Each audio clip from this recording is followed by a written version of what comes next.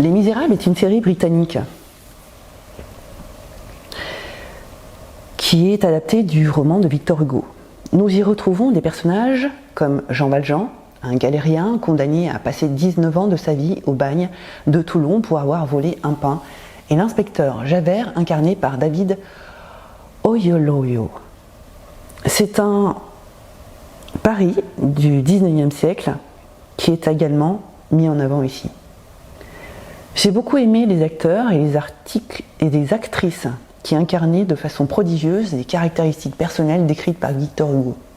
J'ai aussi aimé la manière dont le réalisateur Andrew Davies s'est approprié le scénario et a choisi les acteurs.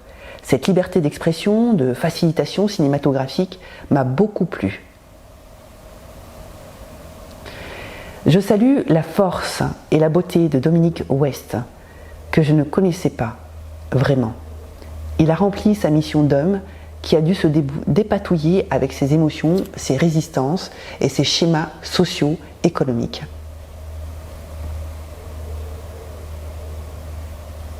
En lisant le roman de Victor Hugo, je suis ravie de pouvoir y mettre des images, des visages, des voix et des postures. Cela rend plus aisé son décryptage. Il me semble important de reprendre le livre et de me nourrir des mots et des expressions de Victor Hugo, qui forment de véritables citations pour la vie, pour le monde.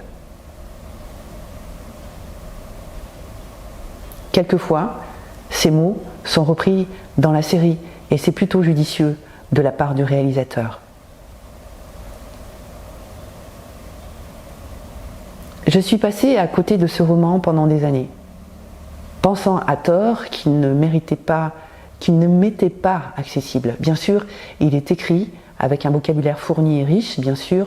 Victor Hugo fait partie de ces écrivains indémodables et inévitables.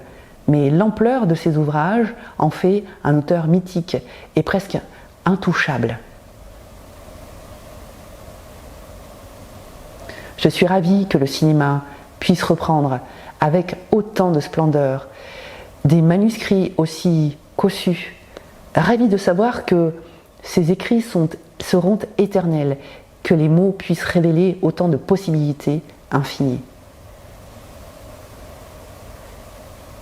Bien évidemment, chacun peut avoir une conception personnelle de l'existence de Dieu, de la religion.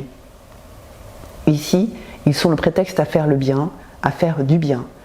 Malgré le drame de la vie de Jean Valjean et par là même de la vie de Javert, de Fantine et des Thénardier, les drames humains, des relations humaines, de la guerre et de la poussière d'ignominie qu'elle génère.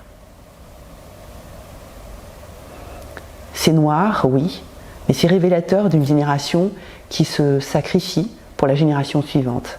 Des destins animés par le fil conducteur de l'amour, l'amour entre le prêtre pour les hommes, l'amour de Jean Valjean pour Cosette et l'amour de Marius pour Cosette.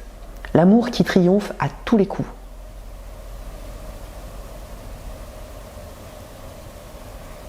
Mes ouvrages intitulés « Je suis une femme et j'ai 30 ans » et « Cette nouvelle vie pourrait avoir plus de sens, explorer vos infinies possibilités » sont proches de cette ouverture vers les bienfaits de l'humanité. Vous trouverez également de nombreux articles sur mon site web joelinandriana.com. À bientôt, je suis Joéline Andriana, docteur en psychologie, auteur et conférencier.